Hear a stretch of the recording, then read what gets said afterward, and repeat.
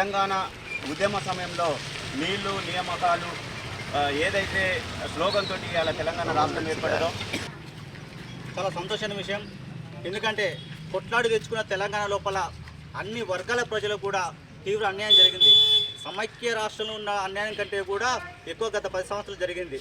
దాన్ని దృష్టిలో పెట్టుకున్నటువంటి కాంగ్రెస్ ప్రభుత్వం ఇవాళ దాన్ని దృష్టిలో పెట్టుకున్నటువంటి కాంగ్రెస్ ప్రభుత్వం 6 గ్యారంటీలతో ముందుకు వచ్చి ఈ రాష్ట్ర శ్రేయస్సు కోసం ప్రజల అభివృద్ధి కోసం పాటుపడదని చెప్పిన క్రమం లోపల మరి తుక్కుగూడలో ప్రకటించినటువంటి 6 గ్యారంటీలు ఏదైతే ఉందో ఆ 6 గ్యారంటీలు మేము అమలు చేస్తాం, తెలంగాణ అభివృద్ధి కోసం పాటుపడతామని చెప్పినటువంటి సోనియమ్మ మాటలు నమ్మి ఇలా తెలంగాణ ప్రజలు అత్యధిక మేరతోటి మరి ప్రభుత్వాన్ని ఏర్పాటు చేయించడం జరిగింది.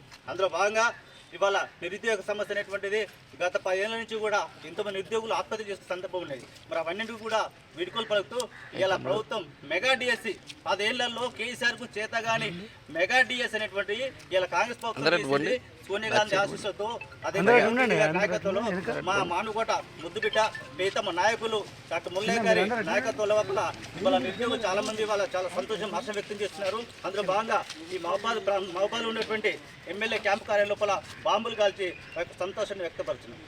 ఈరోజు కాంగ్రెస్ ప్రభుత్వం ఏర్పడి 2 మాసాలలోనే అనేక డిఎస్సి ఇప్పుడు మెగా డిఎస్సి ప్రక్రియను మన సీఎం రేవంత్ రెడ్డి గారు ప్రకటించడం నిజంగా కూడా చాలా ఆనందకరమైన విషయం.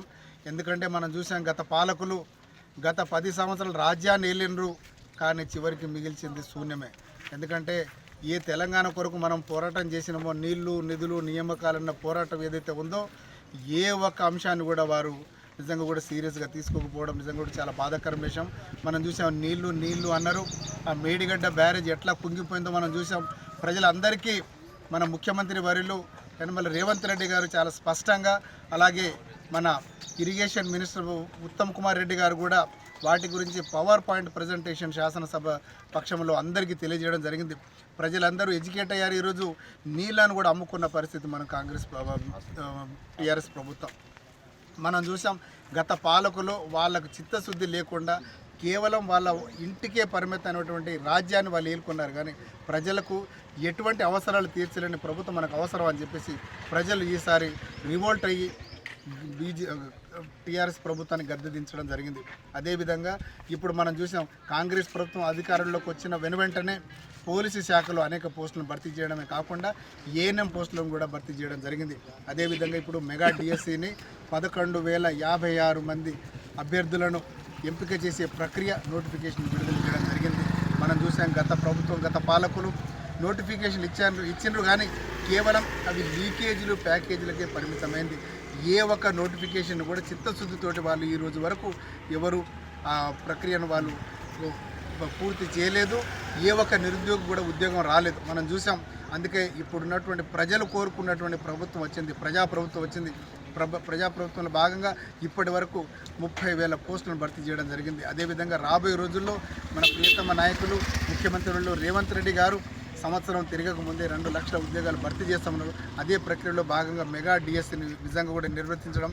ఇప్పుడు ఇవన్నీ మన నిరుద్యోగులకు ఈ పథకాలు ఏవైతే ఈ నిరుద్యోగ సమస్యలు అయితే ఉన్నాయో వారికి అంకితం చేస్తూ ఈ ఉద్యోగ భర్తీలను కూడా నిరుద్యోగులకు వాళ్ళందరికీ ఇవి అంకితం చేయడం జరిగింది. అదేవిధంగా ఇప్పుడున్నటువంటి నిరుద్యోగులు ఎవరైతే ఉన్నారో మీరందరూ తిరిగి తట్టాబుట్ట సర్దుకొని మనం యూనివర్సిటీలలో కావచ్చు, హైదరాబాద్ కాకతీయ యూనివర్సిటీలోకి వెళ్ళి మీరు క్రమశిక్షణతోటి మీరు చదువుకోండి. ఎటువంటి పైరవులు లేకుండా ఈ ఉద్యోగ భర్తీలను మేము నోటిఫై చేస్తాము. మెరిట్ స్టూడెంట్లకి ప్రాధాన్యత ఇస్తూ ఈ ఉద్యోగ అవకాశాలన్నింటినీ పేద దళిత బహుజన ఎవరైతే నిరుపేద కుటుంబాలు ఉన్నారో వాళ్ళందరికీ న్యాయం జరిగే విధంగా ఇప్పుడు కాంగ్రెస్ ప్రభుత్వం తీసుకొచ్చినటువంటి అనేక ఉద్యోగ నోటిఫికేషన్లను భర్తీ చేస్తాం, మెరిట్ ద్వారానే భర్తీ చేస్తామని చెప్పేసి అందరికీ తెలియడం జరిగింది. ఇంతకుముందు వారు ఏవైతే గ్రూప్ 1 గ్రూప్ 2 అలాగే ఈ పోస్టులు ఏవైతే భర్తీ చేయాలనుకున్నారో అవి కేవలం ఇప్పుడు ఉన్నటువంటి బఠానీలను అమ్ముకున్నట్టుగానే ప్రశ్నాపత్రాలను వాళ్ళు అమ్ముకున్నారు మనం చూసాం. కానీ కాంగ్రెస్ ప్రభుత్వం పారదర్శకంగా ఉంటుంది. అనేకమైనటువంటి నోటిఫికేషన్లు ఏవైతే రాబోతున్నాయో రాబోయే రోజుల్లో ఒక క్రమశిక్షణగా ప్రతి ఒక్కరి పద్ధతిగా ఎటువంటి ఒత్తిళ్లకు లోను కాకుండా ఈ ప్రక్రియను మేము భర్తీ చేస్తాము. అలాగే నిరుద్యోగులందరికీ నేను ఒకటే చెప్తా ఉన్నా, మీరు కష్టపడి చదవండి, మెరిట్లో మీరు ఉద్యోగాలు సాధించండి.